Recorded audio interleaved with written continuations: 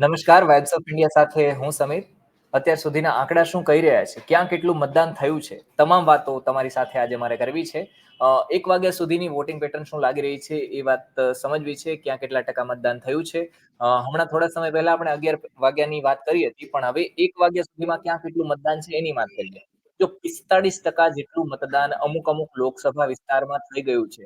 સામાન્ય રીતના 60% થી 70% જેટલું અથવા તો 70 થી થોડા વધારે ટકા જેટલું મતદાન થતું હોય છે લોકસભામાં. જો ચૂંટણીઓના ડેટા જોઈએ તો, પણ અત્યારે 45% જેટલું મતદાન થઈ ગયું છે 1 વાગ્યા સુધીમાં. 3 વાગ્યા સુધીમાં તો ખબર પડી જશે કે કેટલું મતદાન થયું છે. જો આંકડા આવી જશે તો.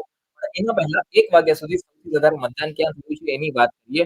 સૌથી વધારે બનાસકાંઠામાં લાગી રહ્યું છે, કારણ કે બનાસકાંઠામાં 45.89% મતદાન થયું છે. એના સિવાય વાત કરીએ વલસાડમાં જે વિસ્તાર છે, એક બાજુ સિદ્ધાર્થ પટેલ છે અને બીજી બાજુ અનંત પટેલ છે, બંને લડી રહ્યા છે. એમની વાત કરીએ વલસાડમાં 45.34% મતદાન થયું છે.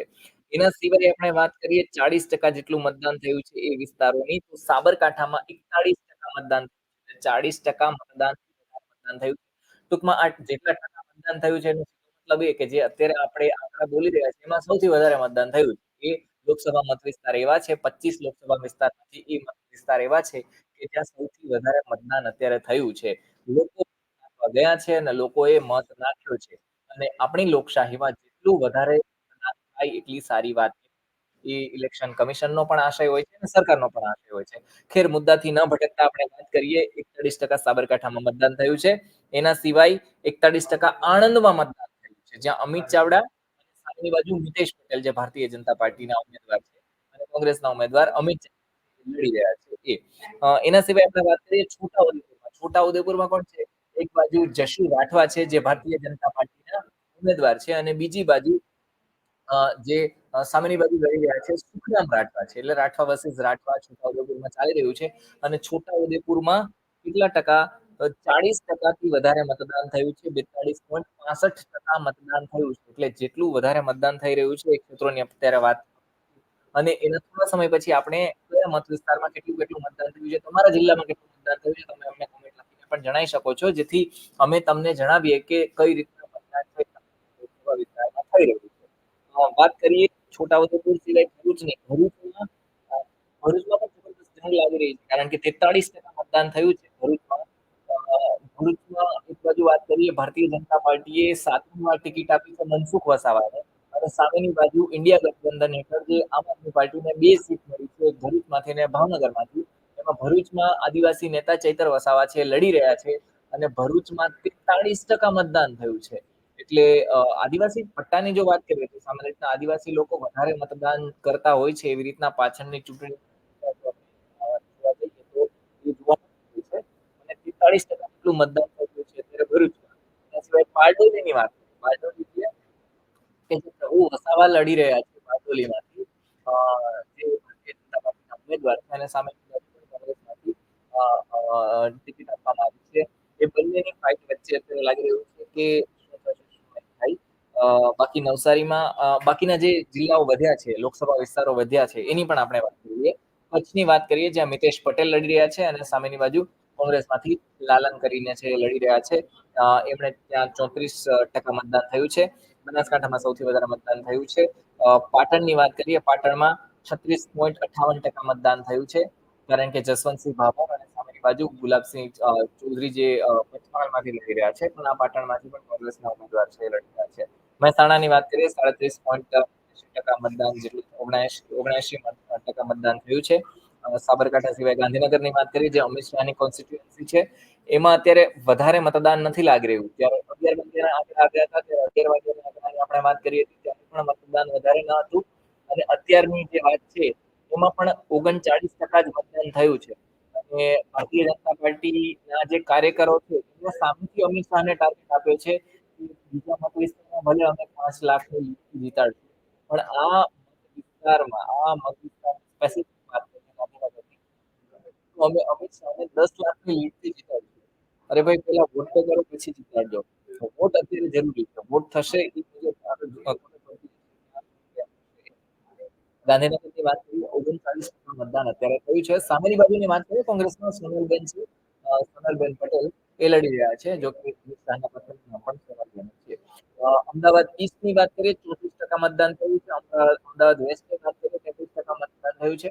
5 ગયા જો લોકસભા ની ચૂંટણીની વાત કરીએ 2019 તો એમાં સૌથી વધારે મતદાન થયું હતું એ પણ અમદાવાદમાંથી થયું હતું. હસમુખ પટેલ જ્યાંથી ઊભા છે ત્યાંથી 5મા નંબરનું સૌથી વધારે મતદાન. સૌથી પહેલા સી.આર. પાટીલ હતા, પછી રંજનબેન ભગત હતા, પછી અમિત શાહ હતા અને એનાથી 5મા નંબરનું જે મતદાન સૌથી વધારે જે થયું હતું ગુજરાતની લોકસભામાં 2069 માં એ અહીંયા જે હસમુખ પટેલ ઊભા હતા ત્યાંથી થયું હતું. રાજકોટની વાત કરીએ જ્યાંથી આ જે ખત્રી વિવાદ છે એનો ઉદ્ભવ થયો છે. ત્યાં પરસોત્તમ રૂપાલા લડી રહ્યા છે. અને સામેની બાજુ અત્યારે જોઈએ તો અ અ જે અત્યારે પરેશ ધાનાણી છે લડી રહ્યા છે. એમના મત વિસ્તારની અંદર રાજકોટમાં 37% જેટલું મતદાન થયું છે. એના સિવાય આપણે વાત કરીએ પોરબંદરની. પોરબંદરમાં ખબર નહીં કેમ ગઈ જે 11 વાગ્યા ડેટા આવ્યા હતા એમાં પણ સૌથી વધારે ઓછું હતું અને અત્યારે પણ 30% જેટલું જ મતદાન થયું છે. ભારતીય જનતા પાર્ટીમાંથી કેન્દ્રીય મંત્રી લડી રહ્યા છે મનસુખભાઈ માંડવિયા.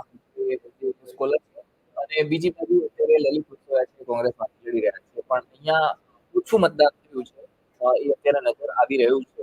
એટલે જો તમે પોરબંદરમાંથી છો તો તમારી રાજકીય વિચારધારા જે કોઈ પણ હોય તમને કોઈ પણ પક્ષ ગમતો હોય પણ તમે મતદાન કરવા જાઓ જેથી વધુમાં વધુ મતદાન થાય અને એમને લોકશાહી માટે સારી વાત છે. એટલે પોરબંદરના લોકો જે છે એ ઘરે બેસી અત્યારે ઘરે બેઠા છે. એનો સરળ છે સમજી શકાય છે. પણ બહુ વધારે છે. પણ મતદાન કરો. પક્ષ તમને કોઈ પણ ગમે એ ચાહે કોઈ પણ પક્ષ હોઈ શકે છે પણ તમે મતદાન કરો. એના સિવાય વાત કરીએ જામનગરની. જામનગરમાં 34% મતદાન થયું છે. જુનાગઢની વાત કરીએ કે જ્યાં રાજેશ ચુડાસમા લડી રહ્યા છે અને રાજેશ ચુડાસમાની સામેની બાજુ જે આપણે કોંગ્રેસના નેતા લડી રહ્યા છે એમને ત્યાં આટલું મતદાન થયું છે. ભાવનગરની વાત કરીએ ભાવનગરમાં 33% મતદાન થયું છે. જ્યાં ઇન્ડિયા ગઠબંધન નેતાના ઉમેશભાઈ મકવાણા છે લડી રહ્યા છે અને હીરાભાઈ જોશી જે જુનાગઢમાંથી કોંગ્રેસમાંથી લડી રહ્યા છે. ભાવનગરની આપણે વાત કરીએ તો ભારતીય જનતા પાર્ટીમાંથી મોકર્યા છે એ લડી રહ્યા છે. આણંદમાં અમિત ચાવડા લડી રહ્યા છે અને એની સામે અત્યારે મિતેશભાઈ પટેલ જે લડી રહ્યા છે. જ્યાં 41% મતદાન થયું છે. એટલે 40%થી વધારે મતદાન થયું છે. પંચમહાલની વાત કરીએ પંચમહાલમાં 36% મતદાન થયું છે. પંચમહાલ જે છે એ આદિવાસી ક્ષત્રિય એટલે ઓબીસી સમાજનું નિવેદન ધરાવતો આ વિસ્તાર છે. આદિવાસી લોકોની પણ સંખ્યા છે. એના સિવાય દાહોદની વાત કરીએ જ્યાંથી જે ડોક્ટર પ્રભાબેન તાલિયા છે લડી રહ્યા છે અને સામેની બાજુ ભારતીય જનતા પાર્ટીના પણ જે ઉમેદવાર છે એ લડી રહ્યા છે. સારું એવું મતદાન અત્યારે નજર આવી રહ્યું છે. 40% મતદાન થયું છે. વડોદરાની વાત કરીએ હેમાંગ જોશી લડી રહ્યા છે ભારતીય જનતા પાર્ટીમાંથી અને એની સામેની બાજુ કોંગ્રેસના જસપાલસિંહ ભુમિયાર છે એ લડી રહ્યા છે. એમને ત્યાં 38% જેટલું મતદાન થયું છે. છોટાઉદેપુરની વાત કરી, ભરૂચની વાત કરી, બારડોલીની વાત કરી લીધી છે. નવસારીની વાત કરી જ્યાંથી સી.આર. પાટીલ લડી રહ્યા છે અને સામેની બાજુ નૈશદભાઈ છે કોંગ્રેસના ઉમેદવાર પણ ત્યાં 38.10% મતદાન થયું છે. એટલે નવસારીમાં પણ જોઈએ તો હવે ખબર નહીં જોકે આખરી જે આંકડા આવશે ત્યારે ખબર પડશે. પણ આ 1 વાગ્યા સુધીના આંકડા છે. મોટા-મોટી આપણે વાત કરીએ તો બનાસકાંઠામાં, ભરૂચમાં, એના સિવાય વલસાડમાં આ ક્ષેત્રો એવા છે, આણંદમાં આ ક્ષેત્રો એવા છે જ્યાં સૌથી વધારે મતદાન અત્યાર સુધીમાં થયું છે. 40%થી વધારે મતદાન થયું છે. સાબરકાંઠામાં પણ ત્યારે 40%થી વધારે મતદાન થયું છે. એટલે આ અત્યારે મોટી પેટર્ન હતી કે જે નજર આવી રહી છે. પણ હવે જે આખરી આંકડા આવશે ત્યારે જ ખબર પડશે. કાલ સુધીમાં તો ખબર પડી જશે ક્યાં કેટલું મતદાન થયું છે, કેટલા ટકા મતદાન થયું છે. એના ઉપરથી જે ડેટા આવશે ત્યારથી એ પણ સમજાશે કે કઈ લોકસભાના કેટલા વિધાનસભા ક્ષેત્રોએ કેટલું મતદાન કર્યું છે જેથી વધારે સરખી રીતના સમજી શકાય કે ત્યાં કેટલું ડોમિનન્સ છે, ડોમિનન્સ લાગી રહ્યું છે અને ઓલ ઓવર પિક્ચર છે એ ઉપરથી નજર આવી શકે જ્યારે આખરી આંકડા આવશે ત્યાં સુધીમાં. પણ 1 વાગ્યા સુધીના આંકડા હતા. 1 વાગ્યા સુધીમાં કેટલા લોકોએ મતદાન કર્યું એના આંકડા હતા અને ટોટલ જો આપણે આખા ગુજરાતની વાત કરીએ કાઢીને તો 37.83% થયું છે. આજે પણ લોકસભાને લગતી તમામ અપડેટ અમે તમને આપતા રહીશું. અમારી સાથે જોડાયેલા રહેજો જેથી તમામ એની જે માહિતી છે